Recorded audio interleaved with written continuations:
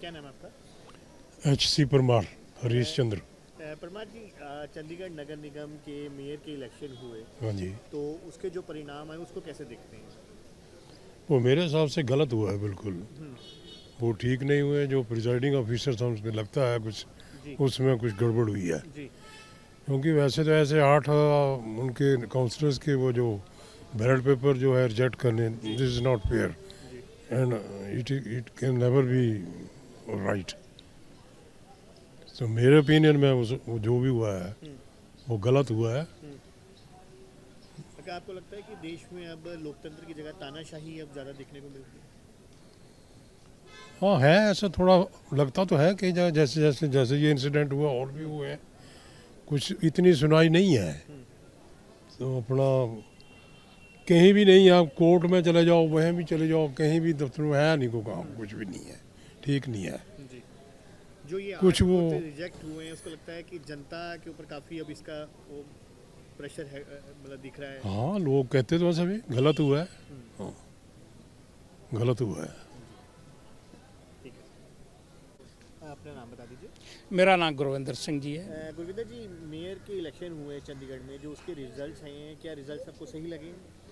देखो जी, ये तो देखने में तो इसमें कोई ना कोई गड़बड़ लग रही है, क्योंकि दो पार्टियों के पास जी काउंसलर की गिनती ज़्यादा थी। जी पर लेकिन बाद में कुछ वोट जो हैं वो रद्द हो गए। जी तो रद्द होने का कारण ये तो एडमिनिस्ट्रेशन नहीं बता सकती है, जी। हम तो इस पर कोई टिप्पणी नहीं कर सकते। गुरुदेव जी, क्या लगता है देश में अब लोकतंत्र है या तानाशाही है? देखो, है तो लोकतंत्र ही, हम्म, सभी को पता है कि इंडिया इज़ ए डेमोक्रेसी। जी हाँ, लोकतंत्र तो है, जी। पर इस मसले में क्या हो रहा है ये तो ऑफिसर जानते हैं, या Chandigarh administration. Ji.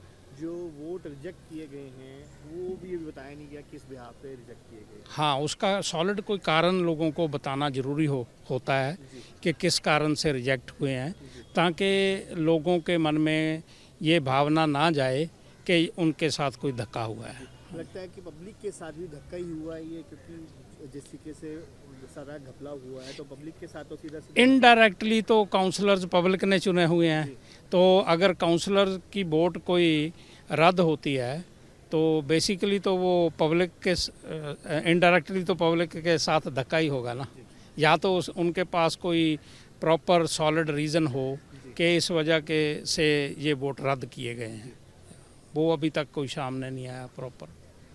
Thank you so much. Thank you. अपना नाम बताइए। हाँ जी, रंजोत सिंह।